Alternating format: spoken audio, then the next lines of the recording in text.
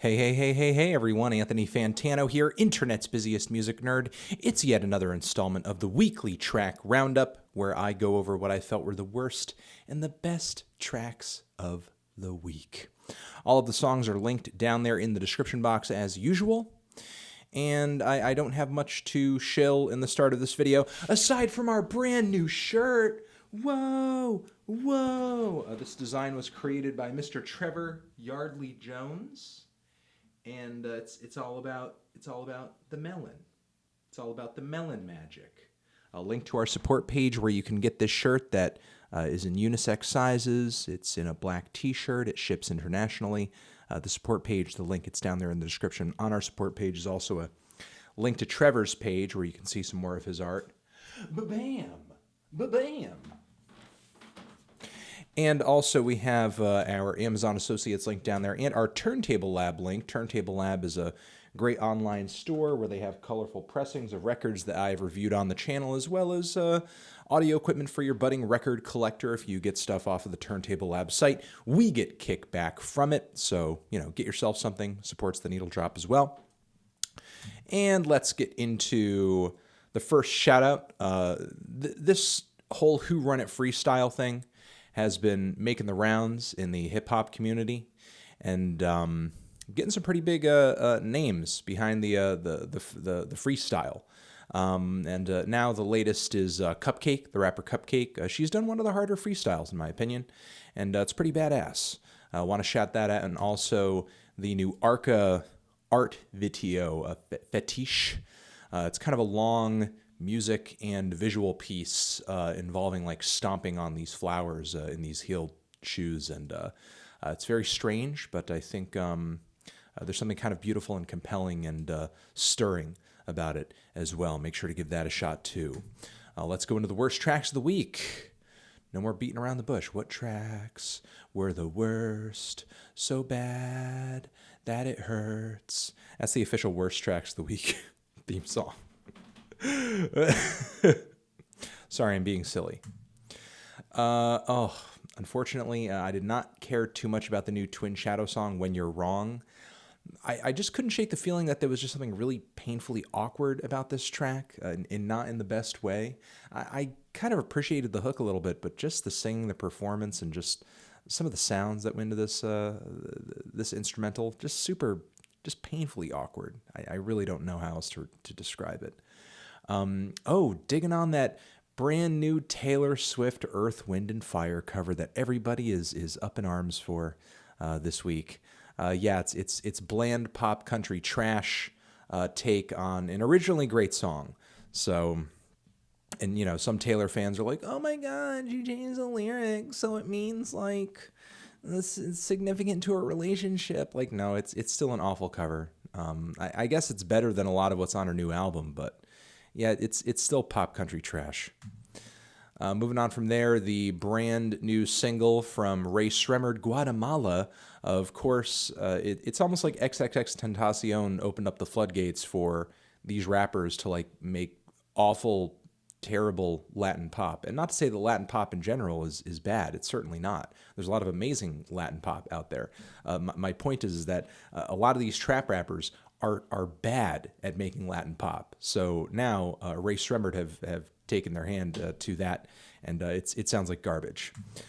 Next, unfortunately, I consider myself a medium to large Princess Nokia fan. I really loved her deluxe project that dropped last year, and now she has released kind of this new mixtape, which in a word is like her emo mixtape.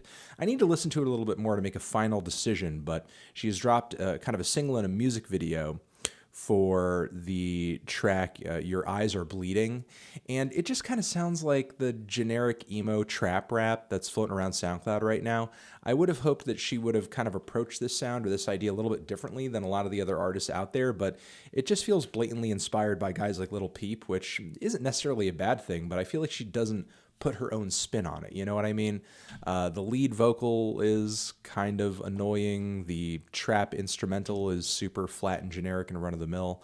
I guess I just don't see the appeal in this style. I guess not unless it were to have some better vocals and some more interesting instrumentation, but The approach that a lot of artists are taking to it, the approach that Princess Nokia is taking to it here, not really digging on it too much.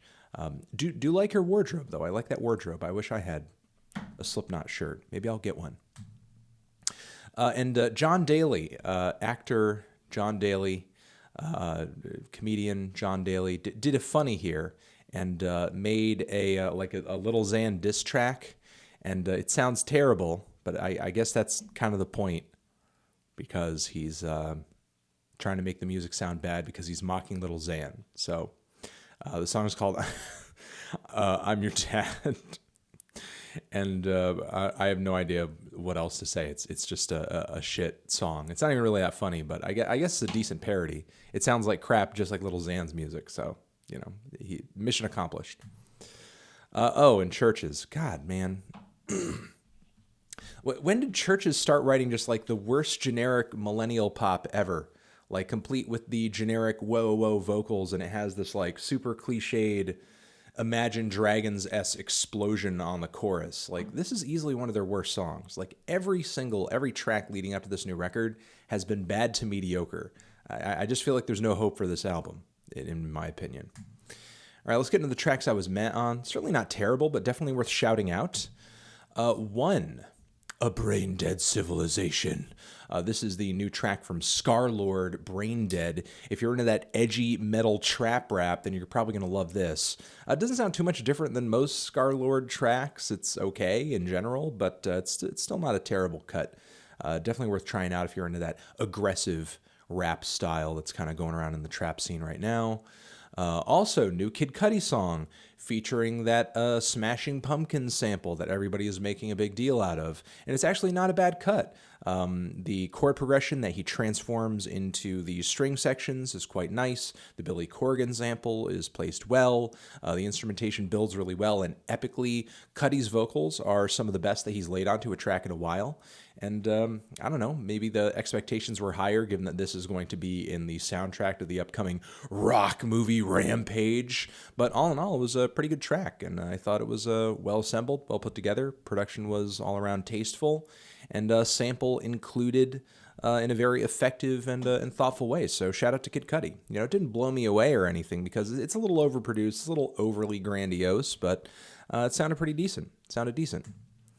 Next, Jenny Hval has a new project coming out very soon on Sacred Bones Records, which is kind of her, musical home away from home.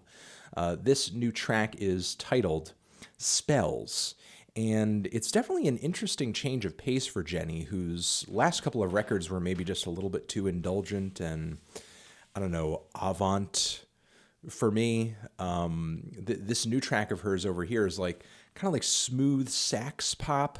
Kind of reminds me of a sophisti-pop thing, almost like a Destroyer's Kaput or something like that, are obviously the myriad of influences that go into a record like that, many of which come from the 70s and 80s. Definitely not a sound or a style or a direction that I would have ever anticipated she'd go in, but aside from the fact that her multi-layered vocals do get a little grating and the song is a little, lengthy, it's not that bad of a move. It's not that bad of a direction. I feel like she does this style justice. She pulls it off pretty well, so I don't know. I'm kind of excited to hear her continue to experiment and potentially do something a little bit more accessible. Find a little bit more of a balance between the weird and the visceral, the accessible and the experimental, so on and so forth. The new Ghost track, Rats. I just couldn't shake the feeling that this track just kind of feels like Ghost wrote it already, It wasn't like some of the music from their last record, which the first time I heard it, I was like, whoa, this sounds like Ghost, but elevated. Like the instrumentation sounds better. It's more grandiose. This new song, Rats, just kind of sounds like, I don't know, it could have been like one of the more lackluster cuts off of their last record. That, and I don't really find the lyrics or the vocal melody to be that interesting. Sure, the production's good. It's pretty epic sounding. For the most part, the instrumental performance is pretty quality, but I feel like this song was just really lackluster. And again, vocal melody, super annoying. So while it's not one of the worst tracks of the week, definitely a disappointment for a lead single. For a lead single, it was kind of let down a little bit, honestly. It's just all right. And also this new Empress of track, Trust Me Baby. A nice little kind of low-key, bedroomy piece of bilingual synth pop. And I don't know, the hook's pretty catchy. It's a pretty nice tune. Digging on it. All right, let's move on to the tracks I thought were the best, the songs that really knocked my socks off this week, really grabbed my attention. One, this song is titled Abysswalker, and it comes from a band by the name of Tomb Mold. They have a record coming out on 20 Buck Spin, and this is some of the most riffy and intricate and disgusting death metal that I've heard in a while. There's some nice guitar work in this thing, a lot of interesting flavor. It's not constantly ugly all the time, though there are certainly some very gross moments, and it's super heavy, it's super gruesome, but I feel like there are some interesting guitar embellishments and flashes throughout the track that give it, I don't know, a little sonic and compositional quirk that just made it stick out a little bit. Digging on the new Nicki Minaj tracks, honestly, Barbie Tings and Chun-Li. I really don't know what else to say. I feel like they're just two straightforward super bangers with a lot of hot bars and just really straightforward, catchy flow from Nicki. Nothing too poppy or anything that's going to go viral like Anaconda, but again, I feel like the rapping is there, the delivery is there. It's pretty aggressive, certainly more badass than like the tracks that she released shortly after the whole Remy Ma thing, and certainly more badass than the track than at least some of the tracks she released up to the release of Pink Print. Like this is a more aggressive and lyrical Nicki. Again, on both tracks, so it's kind of she's hitting you with that sort of angle from both directions. I have no assumptions that she's gonna continue to move in this direction or something, or that I don't know, her next record is going to be all like this, but I can at least say like these two singles were some of the most entertaining tracks I think she's put out in a while. So Chun-Li, and again Barbie Tings, and again kind of a lot of no-named shots across these tracks, which a lot of people are gonna be like, oh, she talking about Cardi B, oh, she talking about Remy Ma, oh, who's she talking about? There's a lot of aggression, there's a lot of posturing throughout the tracks, and it's just kind of a bunch of good old catchy, memorable shit talking over some banger beats. And again, the Barbie Tings, dug on that too. Next, Neko Case. New record, Hell On, coming out very soon. And this track, Bad Luck, is one of the funnier and quirkier songs that I've heard from her in a while. Kind of has this old school vocal pop thing going on. It's got a lot of charm. It's got a lot of kitsch. And it matches really well with kind of the dark imagery going on in the lyrics. So, I guess it's kind of fitting for this really odd cover. I truly have no idea how she came to the concept of this cover, but every time I look at it, I'm just disturbed and perplexed. Like, it just seems so surreal. It seems so unreal, and just the way she looks so raw, and meanwhile, like the flames next to her look so kind of cartoony and illustrated is again just kind of strange, and just the hair thing and the friggin' cigarette. It's odd. It's odd. But hey, I'm liking all the tracks so far. Next, my boy Kamasi Washington came out with 2 brand new tracks that together are like 20 minutes in total. New album on the way. It's not 3 hours like the last one. It's 2.5 hours. And these tracks are titled Fists of Fury and The Space Traveler's Lullaby. The former is a vocal-led track that is pretty epic, pretty grandiose, some good instrumental performances throughout the cut. And The Space Traveler's Lullaby is like this gargantuan piece of Sun Ra worship with like thick, dense strings and instrumentation moving harmonically across all of these chord progressions like a fleet of spaceships through the galaxy of jazz. That's basically how I can describe that track.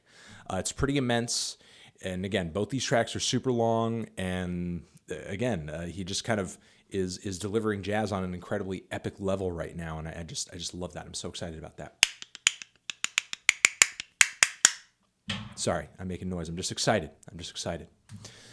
Digging on that, digging on the new Janelle Monáe single, PYNK, featuring quote-unquote Grimes. I mean, I didn't hear any spot on the track that sounded exactly like Grimes. However, the instrumental and the song itself sounds like something Grimes would do, so I have to imagine that, like, she had something to do with, like, the creation, maybe the writing of the song, or maybe influenced the track in some kind of way. But all in all, I feel like it's a fun, summery, poppy, new kind of electro and dance pop with sort of a quirky indie edge single from Janelle. It totally unlike the two previous tracks released, one of which was like this really, I don't know, kind of like a epic, very ambitious and wordy rap track with a lot of kind of themes of female empowerment in the lyrics. Then we had one track that was just like pure Prince worship, like Kiss Me, reinvented. And then this new track over here, again, a totally new shade, a totally new sound, but I'm enjoying pretty much each track equally. So I don't know, this new record, I'm wondering how it's all going to come together, especially since from what I understand, the tracks here are kind of close to each other. So the tracks that have been released so far. So how all of these songs are going to meld and reinforce one another, I really don't know, you know, but the three tracks that I've heard so far sound like, you know, almost like they could have come from three different artists in a way. But just enjoying the quality, enjoying the versatility, enjoying the production, enjoying the visuals too. And yeah, I have to say, as of right now, this record is pretty much the record I'm most excited to hear. Most excited to hear this Janelle Monáe album more than any other record coming out very soon. So pretty hype. And got to give a shout out to Florence and the Machine, this new track over here, Sky Full of Song. One of the better tracks I've heard from them in a while, and one of the more, I guess, somber and low-key cuts. It's rare that we hear Florence singing in such a sad and subtle demeanor. Which is kind of an issue that I had with their last full-length album that felt a little one-dimensional across the duration of the track list. This track over here is one of the most low-key songs ever, and there's just a lot of emotional power in that reservation, in that restraint that is laid into this track. Because even on a quieter level, Florence's voice still has a lot of conviction, still has a lot of emotional potency, and I don't know, I'm just kind of liking the more subtle direction. Obviously, you know, I love moments when the band can really kind of pick up the pace and deliver those epic, kind of artsy, rocky, poppy, indie jams. But this is a nice new direction, nice change of pace. And Ails, Ails, this is a new metal record coming out via the Flenser. And this new song over here is titled Dead Metaphors. And this band effectively brings together elements of progressive metal, black metal, death metal, and who knows what the hell else on this new record. And it all comes together pretty well. It all comes together pretty well. And the song is kind of lengthy, but the composition is very fluid, very epic. I love a metal band that can bring together a lot of sounds, but it sounds cohesive and can pen a powerful composition. So you prog metal guys out there who do like your prog metal a little bit more abrasive, give this a shot. Make sure you give this a shot. Don't miss out on it. And that is the weekly track roundup, everybody. That is the weekly track roundup. Again, remember all the songs that I talked about are linked down there in the description, as is the shirt that I mentioned early on. Support the Needle Drop. Pick up that shirt if it's still available when you watch this video, which it's going to be around for more than a month for sure. And again, our Amazon and Turntable Lab associate links are down there in the description as well. All right, thank you for watching. I will catch you guys in the next video. Love you, love you, love you forever.